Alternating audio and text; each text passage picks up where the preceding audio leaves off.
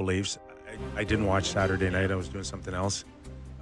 Did Elliott speak of camp on headlines? Yeah, he did. He spoke of him on headlines. There's a tweet, like a radio quote of someone talking about how the Leafs were still shopping Kempf and Robertson or something to that effect. And I retweeted it and basically said, I just don't understand the Kempf thing. You know, this guy is an NHL center, good face-off man, PK. I think he's a hockey player. And then it was made clear from Elliott that Kempf has left the team. And they've suspended him without pay. Yeah. Well, I think that's voluntary in his case. I think he left. I mean, he did, but I think he's on notice that he's being suspended without pay. Yeah. And that makes no sense to me for a guy that's making $2.5 million and $2.5 million next year. Yeah. Now the Leafs aren't paying him, and I suppose the next move on his part is to have his contract terminated. That's the talk, is that he is considering giving up $4 million. Yeah, it's 2-4 this year and next. He's considering walking away from that. So you assume that he's got a little bit of money off this year, and then there's signing bonuses too. I'm sure that's involved in his last deal. Sure. The Leafs could ask for some of that back. It's like crazy. So why would you do that? Well, here's I think a very important question.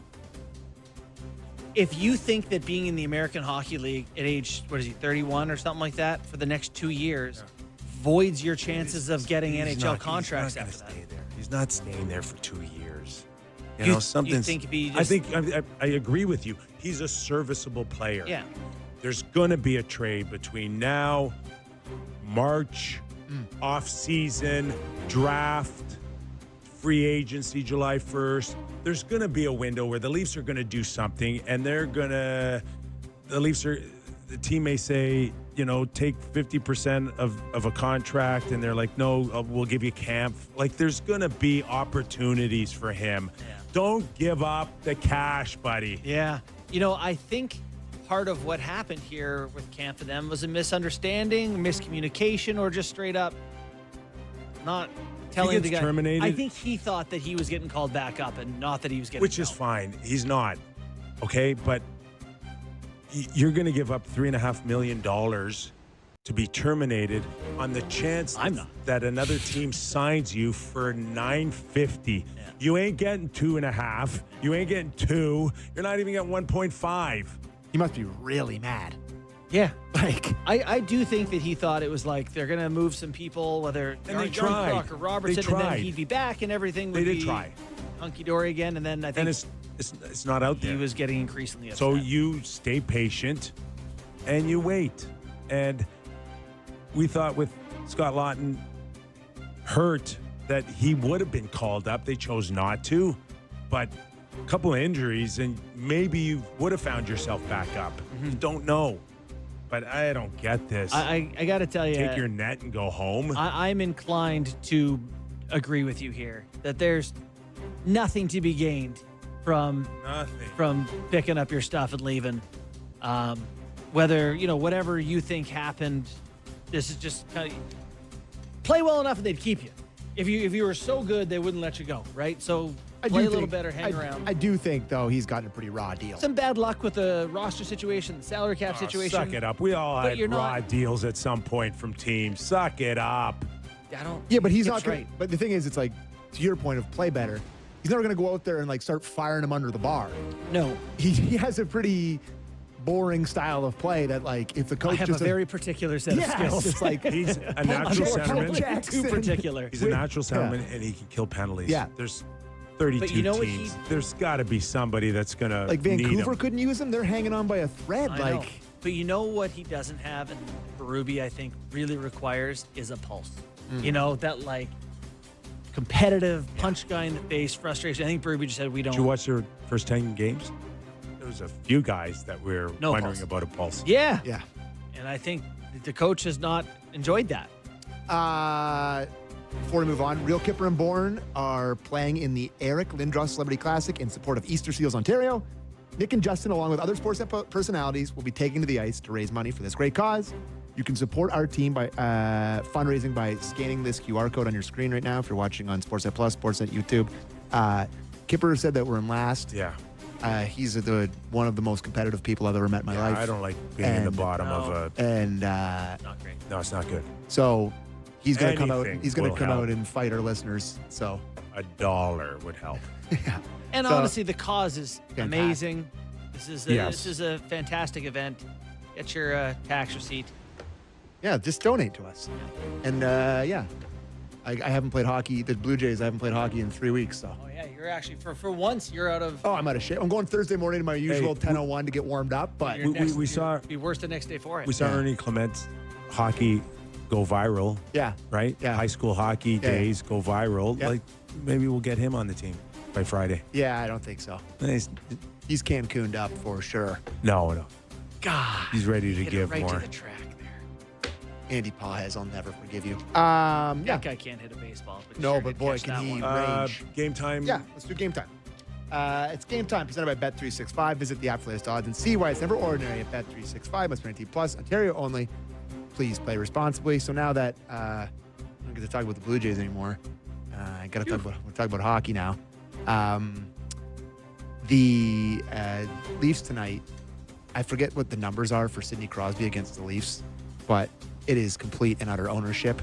As most stars who were really good during the 2010s, they really lit up some crappy Leafs teams. So a lot of them have a lot of good success, but particularly Sid. Give me a Sidney Crosby anytime goal tonight at plus 160. He's leading their team in goals rate. He's red hot. He loves to play against the Leafs. So give me a Sid goal tonight for sure. And the Leafs are pretty big favorites tonight. What do you think the line is for the Leafs tonight? They should be plus 160. Who, the Leafs? Yeah. Like they should be the underdog? Oh, sorry, minus 160. They are minus 185 tonight on home ice against the Pittsburgh Penguins, plus 155 on the other side of the money line. Edmonton in St. Louis to take on the Blues. They're minus 130 favorites. Vancouver in Nashville taking on the Predators, plus 100. And Seattle taking on the Blackhawks at home, plus 130 on the money line for the Blackhawks, minus 155 for the Seattle Kraken. So there you go. That was game time presented by Bet365. Visit the app for latest odds and see why it's never ordinary. Bet365, must be 18 plus, Ontario only. Please play responsibly. This is a big game for the Toronto Maple Leafs. I actually agree with Oh, no, I'm telling you right now, with now the Blue Jays done, people are going to just jump right in. They've given themselves a little bit of wiggle room Saturday night to follow it up with another good game, convincing game that they're heading in the right direction. A loss puts them right back where they were before the Philly game. And let's talk about all that next with Jody Shelley. You heard the man. Bye-bye.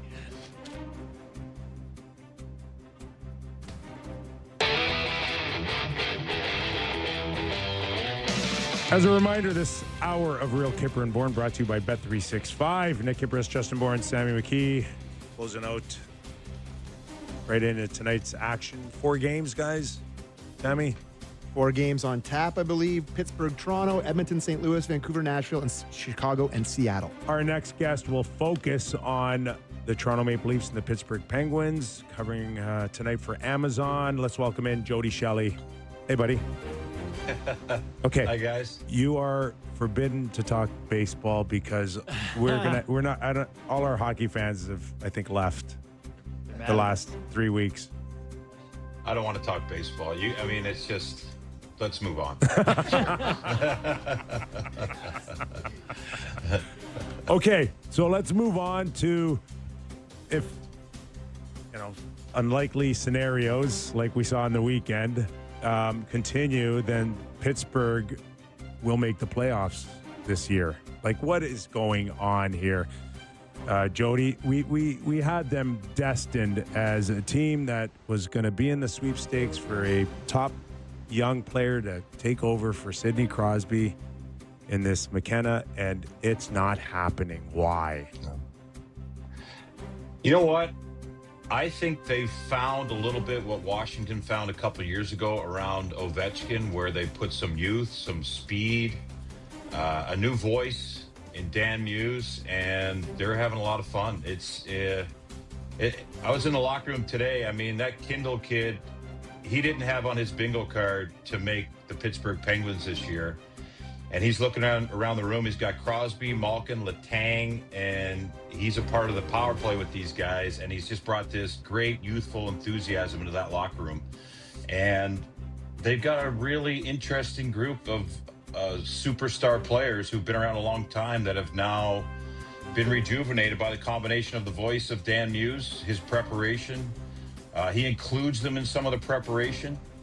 And when you have young guys make the team and impact the way they have and key ingredients on lines, that, Rust is important to Crosby, and Malkin has found a couple big boys with him, and Mantha and Brazeau, who I don't think is playing tonight. But I can say whatever I want, Kipper, it's goaltending. It's the goaltending is shored up a little bit. You look at any team around the league, you can plan and do whatever you want. If you don't have a goaltender that's helping you stay in games and helping you steal games, or at least keeping you where you want to be throughout the game to execute your game plan, then you can do whatever you want. And they're playing well in front of them, but Jari has rejuvenated himself, and Shilos has been a bright spot. So it's no one saw it coming, but I think a couple of years ago we were wondering about the Capitals the same way, and they turned themselves into a more of a team game, and it's been buy-in from everyone.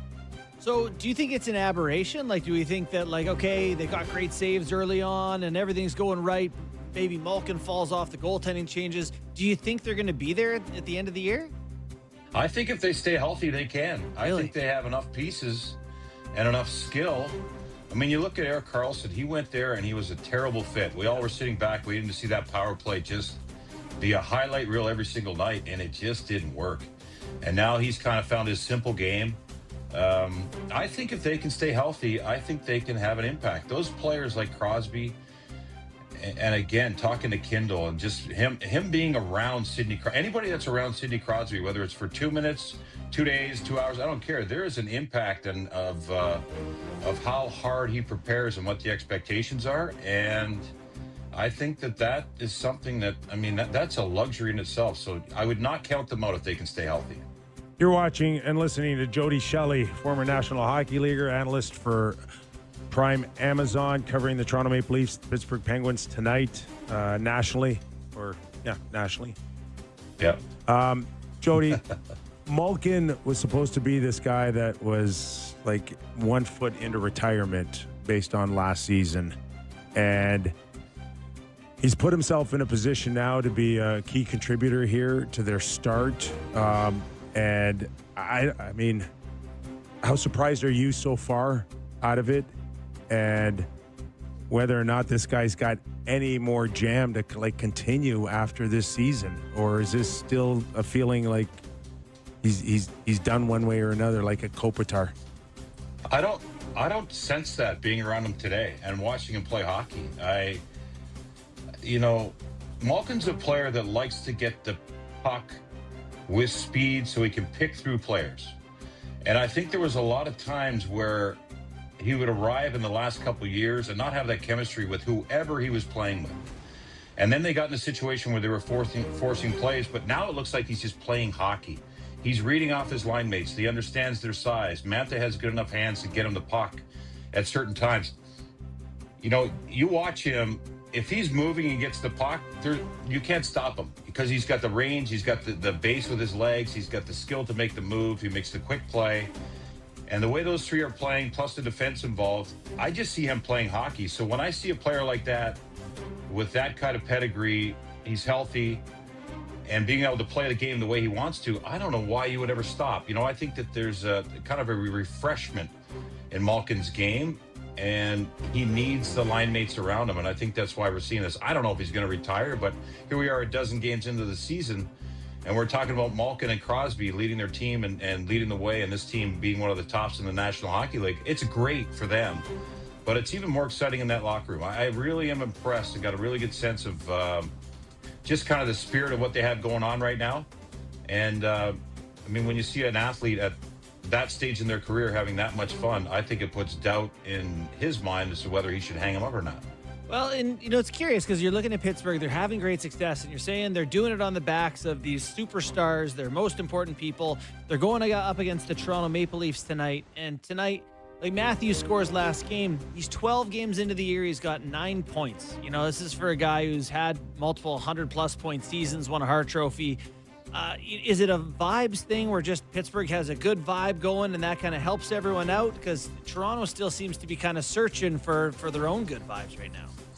You know what? It's interesting because I remember watching Sid a couple of years ago, and they were searching for line mates for him. Remember, Russ was hurt, and he had Gensel was gone, and you could see in Sid's game there was times where he would take the long change, and that kind of frustration was grown over him, where it was like he's trying to make the play, he makes the play to someone else, the puck ends up out of the zone, he's back checking. It's a waste of a shift almost, where I feel like with Austin, Marner's good. That's a big adjustment for him to lose Mitch Marner and the times that he had him on the ice to carry the puck. And I mean, Matthews is a centerman, and centermen generally are puck distributors, not just the shooters. And you need to have a guy that can draw the attention, find and get to the dirty areas so he can find that kind of soft spot that he's scored all those goals from. He's going through a major adjustment. And I think, of course, Nyes is back on his line tonight. Robertson's up there who has potential, but he can't try to be Mitch Marner. But there's an element of Austin Matthews, which I think is just a little bit off. I wouldn't call him heartbroken, but I think it's just like, geez, he's missing a dynamic spark that he's going to have to find himself. I think there's a part of his game that he's going to have to adjust, like we've seen other superstars. I think even McKinnon went through it last year when Nate just wasn't really settled in there, and he lost Rantanen. That dynamic duo, there's a lot that goes into that from both parts of it. But when you lose it, the adjustment period, it doesn't need to be an adjustment period. It needs to be a realization that you have to change your game a little bit, not just score goals from that dead area, and also not just play defense as a defensive centerman. He's a dynamic guy that can break over the game. He's just not in that gear yet. That's what I'm seeing. One of the bright spots early has been John Tavares and the ability still to score points, get goals. He looks like he's on his way to another solid season.